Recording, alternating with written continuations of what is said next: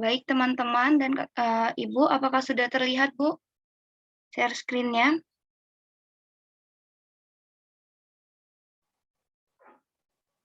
Jika sudah terlihat, saya mulai saja presentasi kita pada siang hari ini. Saya awali, Assalamualaikum warahmatullahi wabarakatuh. Sebelumnya, kami dari kelompok 7 akan mempresentasikan materi tentang hakikat kohesi, konsep kohesi gramatikal, dan konsep kohesi leksikal. Saya di sini sebagai moderator dan sekaligus sebagai pemateri juga, lalu Kak Z sebagai pemateri. Selanjutnya untuk memanfaatkan waktu, langsung saja kita mulai. Untuk materi pertama akan disampaikan oleh Kak Z kepada Kak Z. Saya persilakan. Ya. Baik, selamat siang untuk kita semua. Kita langsung saja. Materi yang pertama, hakikat kohesi. Kohesi adalah hubungan antar proposisi istilah yang digunakan untuk kalimat pernyataan yang memiliki arti penuh dan utuh yang dinyatakan secara eksplisit oleh unsur-unsur gramatikal dan semantik dalam kalimat yang membentuk wacana. Kohesi merupakan aspek formal dalam tata bahasa, terutama dalam organisasi sintaksis yang terdiri dari kalimat dalam rangka menghasilkan tuturan yang utuh. Wacana bersifat kohesif jika ada kesesuaian bentuk bahasa terhadap konteks atau situasi dalam bahasa sebagai lawan dari konteks situasi luar bahasa. Artinya, tidak sesuainya bentuk bahasa antara konteks dengan konteks akan menghasilkan sebuah teks yang tidak kohesif.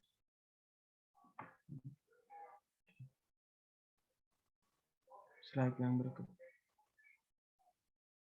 Kohesi gramatikal. Kohesi gramatikal adalah hubungan semantis antar unsur yang dimarkahi alat gramatikal, alat bahasa yang digunakan dalam kaitannya dengan tata bahasa. Kohesi gramatikal dapat berwujud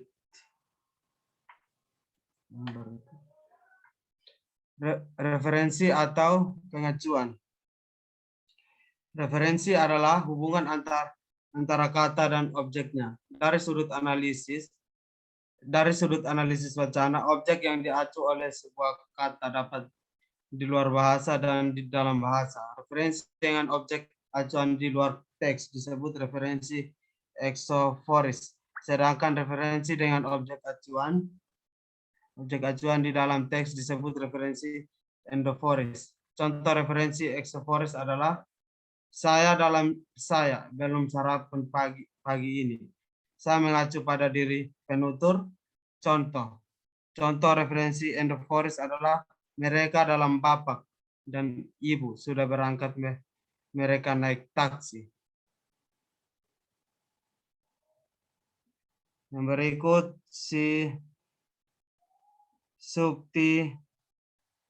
substitusi atau penyulihan.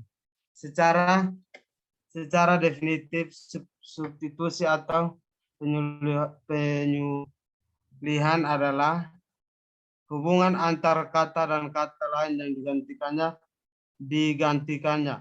Suatu kata dapat digantikan oleh kata lain untuk tujuan gramatikal yang digunakan untuk menciptakan substitusi adalah demonstratif. Begini, di bawah ini dan berikut ini. Untuk menggantikan kata yang akan disebut demonstratif itu begitu, demikian, tersebut, dan di atas. Untuk menggantikan kata yang sudah disebut dan pronomina persona untuk menggantikan nomina persona yang sudah disebut. Adapun hubungan substitusi itu dapat terjadi secara nominal, substitusi nominal, verbal, substitusi verbal, dan klausa, substitusi klausa. Contoh berikut memperlihatkan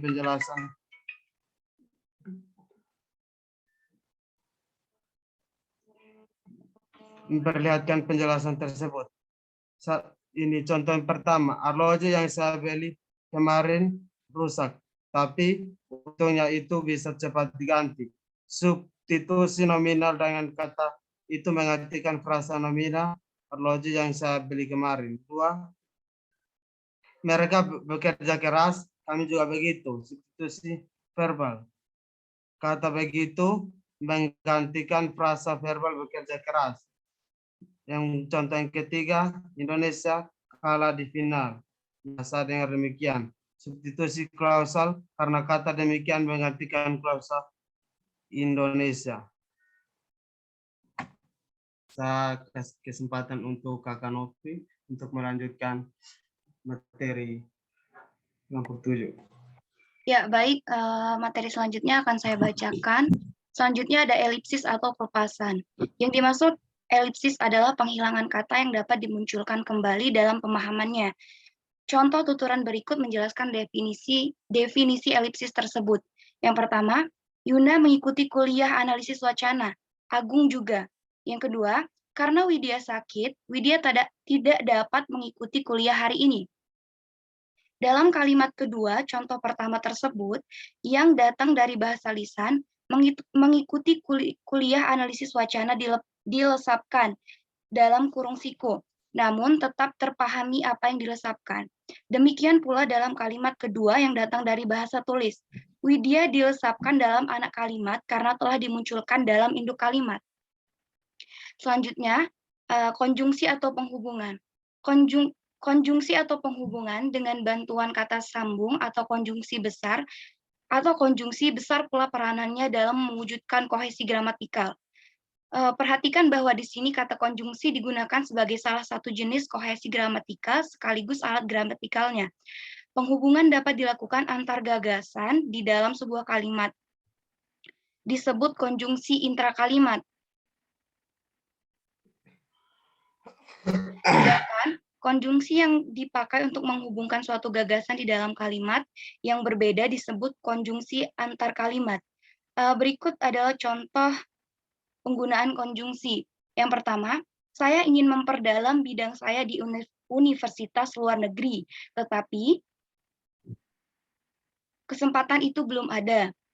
Konjungsi intrakalimat yaitu kata tetapi. Yang kedua adalah pemerintahan berencana memperluas jaringan telepon tanpa kabel. Oleh karena itu, pemerintah membuka kesempatan bagi perusahaan swasta yang berminat dan mampu mewujudkan rencana tersebut. Konjungsi antar kalimat dalam kalimat ini adalah oleh karena itu.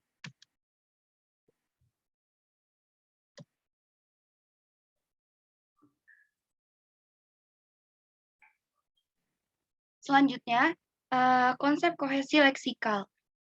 Kohesi leksikal adalah hubungan semantik antar unsur pembentuk wacana dengan memanfaatkan unsur leksikal atau kata.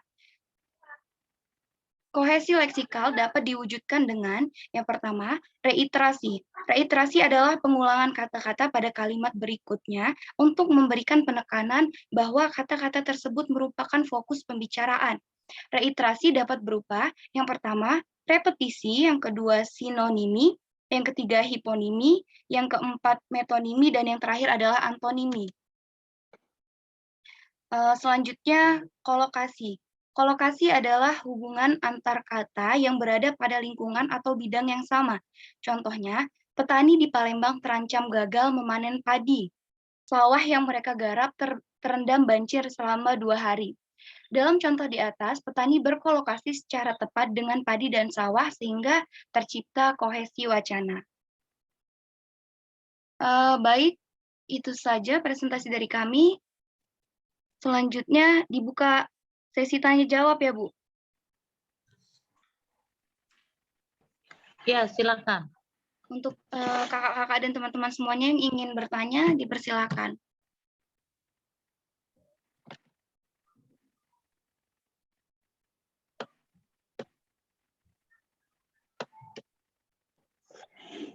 Oke, Valerina tadi sudah diterima untuk join? Oh, sebentar, Ibu.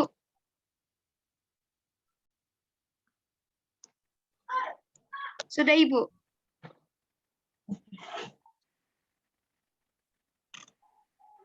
Silakan teman-teman. Yanto juga? Iya, Bu, sudah. Oke. Silakan teman-teman yang ingin bertanya. Bertanya. Izin bertanya, moderator. Ya, silakan, Mbak Putri. Baik, sebelumnya saya awali. Assalamualaikum warahmatullahi wabarakatuh. Waalaikumsalam warahmatullahi. Oke, Mbak, sebentar. Ini Meriska dari Unimor juga WA, katanya belum diizinkan masuk. Coba. Yang Tapi host. di Zoom belum ada, Bu, permintaan untuk di-admit. Oh, oke. Iya, Bu. Mungkin jaringan anak Iya. Unimor sekarang bagus, ya. Ya, silakan dilanjutkan. Silakan, Mbak Putri. Ya, tadi kan sudah dijelaskan bahwasanya reiterasi ya. Reiterasi itu dapat berupa repetisi, sinonimi, hiponimi, metonimi, dan antonimi. Jelaskan pengertian dari macam-macam tersebut, kemudian contohnya seperti apa. Ya, terima kasih, Mbak Putri. Ya, sama-sama. Ya. Ini boleh langsung dijawab saja atau bagaimana, Bu?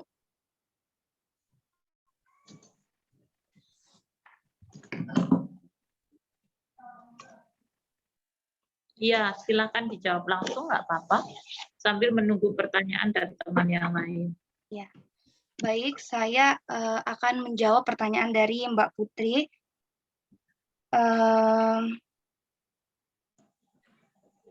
Mas Apa yang Yanto dimaksud? ini juga. Ya, Bu. Mas Yanto juga belum ada nama itu di penerimaan partisipan. Tadi sudah sempat ada, sudah sempat nopi admit, Bu. Tapi di sini hilang lagi, sepertinya keluar lagi, Bu. Oke, coba dicek sekarang.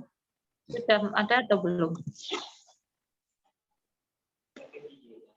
Hostnya yang bisa. Sudah ada, Ibu. Iya, sudah masuk ya. Iya. Oke. Ya. Silakan Ya, lanjut. baik, saya lanjutkan. Tadi pertanyaan Mbak Putri dari kohesi leksikal itu ada dari reiterasi itu ada repetisi, sinonimi, hiponimi, metonimi, dan antonimi. Jelaskan dan berikan contohnya. Baik, saya akan menjelaskan yang pertama, repetisi. Repetisi adalah pengulangan kata yang sama. Contohnya, KPK menetapkan Sumarji sebagai tersangka dalam kasus tindak pidana korupsi di perusahaan besar itu. Tersangka saat ini ditahan di rumah tahanan Salemba. Nah, dalam kalimat KPK menetapkan Sumardi sebagai tersangka, diulang kata tersangka 2 kali, itu sebagai penjelas dari kalimat ini, sehingga kata tersangka diulang sebanyak 2 kali, agar maksud dari kalimat ini bisa ditangkap dengan jelas, atau maksud dari kalimat ini bisa dipahami dengan jelas. Selanjutnya adalah sinonimi. Sinonimi adalah hubungan antar kata yang memiliki sama makna. Contohnya, setelah 34 tahun memendam cinta membara, akhirnya Pangeran Charles dan Camilla Parker resmi menjadi suami istri. Pasangan ini menikah pada Sabtu 9 April 2005. Nah, sinonimi adalah hubungan antar kata yang memiliki sama makna. Dalam kalimat ini, kata suami istri digantikan dengan kata pasangan yang sama maknanya. Nah, selanjutnya metonimi. Metonimi adalah hubungan antara nama untuk benda lain yang berasosiasi atau yang menjadi atributnya. Contohnya, maskapai penerbangan Garuda meningkatkan frekuensi penerbangan untuk rute tertentu. Garuda Jakarta batasan sekarang akan terbang 6 kali sehari. Dalam contoh yang sudah saya sebutkan tadi, yang dimaksud Garuda bukanlah burung Garuda, melainkan nama pesawat atau maskapai penerbangan yang berasosiasi dengan burung Garuda. Selanjutnya, antonimi. Antonimi adalah hubungan antar kata beroposisi makna. Contohnya, saat menyaksikan pelaku kejahatan yang berasal dari kalangan miskin dalam berita di televisi, kadang-kadang muncul perasaan simpati. Kadang-kadang muncul perasaan simpati, namun pada saat yang lain muncul perasaan antipati. Nah, Antonimi adalah hubungan antar kata yang beroposisi makna.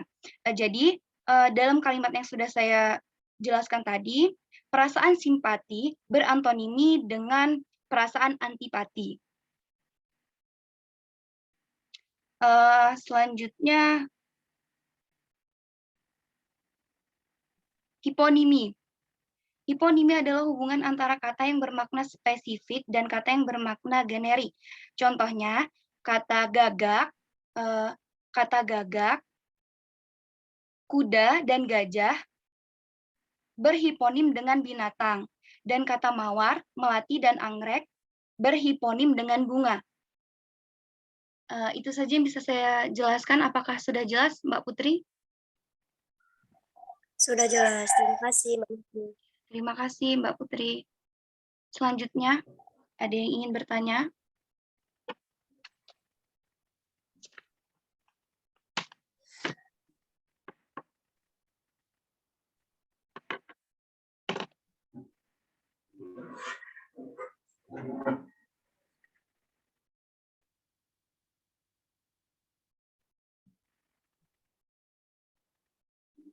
Apakah ada yang ingin bertanya lagi?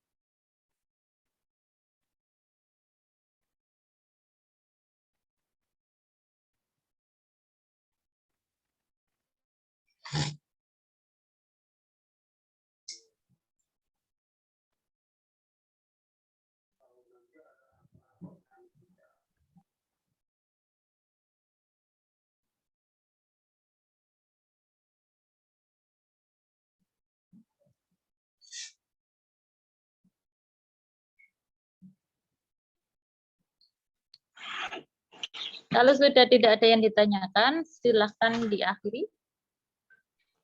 Baik, Ibu. Jika tidak ada yang ingin bertanya lagi, kami akhiri presentasi kami siang hari ini.